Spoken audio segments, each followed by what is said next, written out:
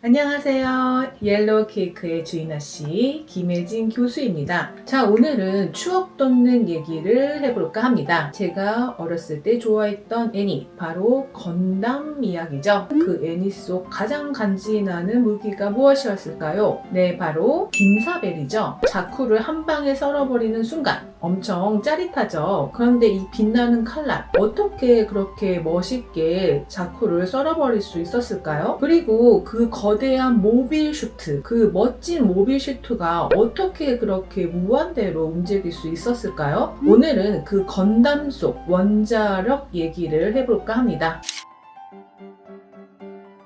모빌 슈트가 움직이고 빔사벨이 빛나는 이유, 그 모든 배경에는 단 하나의 입자가 존재했죠. 바로 미노프스키 입자. 이름은 좀 어려운데 사실 그 설정을 요약하면은 전파 제어 플러스 플라즈마 고속기 플러스 전술적 변수를 다 책임지는 이 만능 알라바이 입자입니다. 이 건담의 세계관에서 미노프스키 입자는 전자기파를 흡수하고 산란시키는 성질을 가지고 있죠. 이 덕분에 레이더나 장거리 통신이 무력화되고 멀리서의 포격질이 불가능해지죠. 결국 가까이 붙어서 싸워야 되니까 이 모빌 슈트 같은 근접 격투용 병기가 탄생한 것입니다. 하지만 이 입자의 진짜 가치는 바로 플라즈마를 안정화시키는 데 있죠. 현실에서 플라즈마는 초고온 상태에 이온화된 기체로 핵융합 반응을 일으키려면 반드시 가둬야만 합니다. 문제는 이 아무리 강한 자기장으로 가두어도 불안정한 상태가 커서 쉽게 빠져나온다는 거죠. 근데 이 건담의 설정은 미노프스키 입자를 사용해서 아이필드라는 보이지 않는 용기를 만들고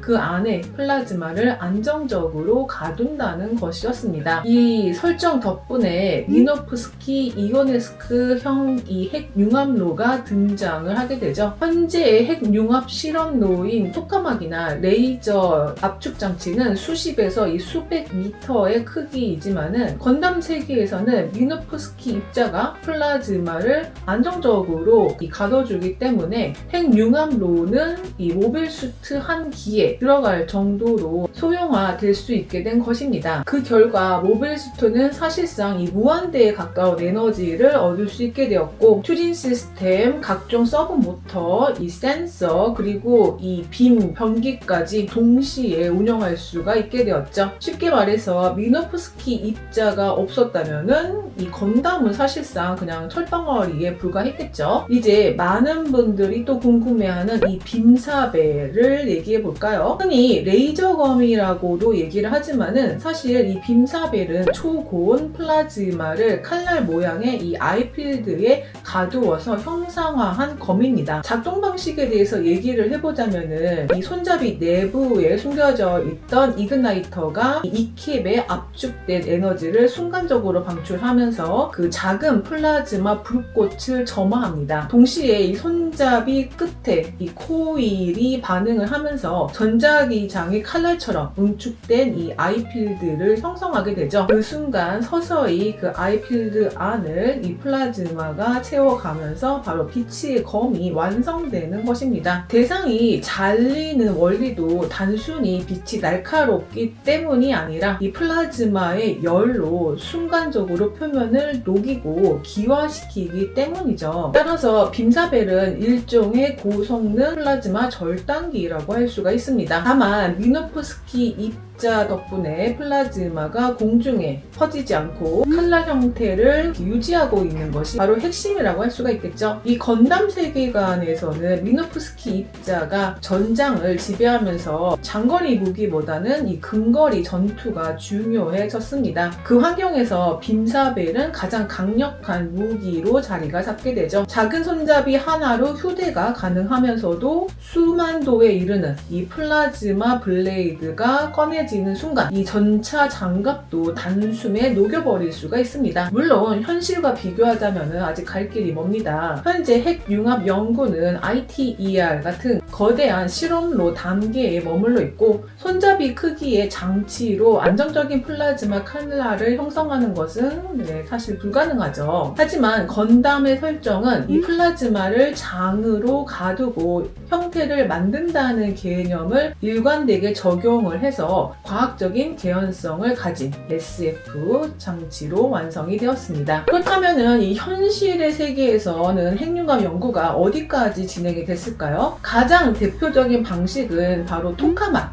이라고 하는 거죠. 도넛 모양의 자기장을 만들어서 그 안에 플라즈마를 가두는 방식입니다. 현재 프랑스에서 건설 중인 국제 핵융합 실험로 ITER 프로젝트가 바로 이 방식을 채택하고 있습니다. ITER은 세계 35개국이 참여하는 초대형 과학 프로젝트로 2030년대 초반을 목표로 가동을 준비하고 있습니다. 만약 성공한다면 인류는 최초로 장시간 안정적인 핵융합 반응을 구현하게 될 것이죠. 다만 ITER은 건물 크기 자체가 이 수십 미터에 이르는 초대형 설비이기 때문에 건담의 세계처럼 이 소형화된 반응로와는 거리가 멉니다. 다른 접근 방식으로는 레이저 핵융합이 있습니다. 미국의 NIF, 즉 국립점화시설에서는 182개의 초강력 레이저를 한 점에 집중시켜서 연료 캡슐을 압축하는 방식으로 핵융합을 시도하고 있습니다. 2022년 12월 NIF 연구팀은 역사상 처음으로 점화에 성공했는데요. 이는 투입한 레이저 에너지보다 더 많은 출력 에너지를 방출했다는 뜻입니다. 물론 아직 전체 시스템에서 소모되는 에너지를 고려하면 상용화까지는 멀었지만은 핵융합의 중요한 이정표로 평가받고 있죠. 이 밖에도 독일에서는 스텔러레이터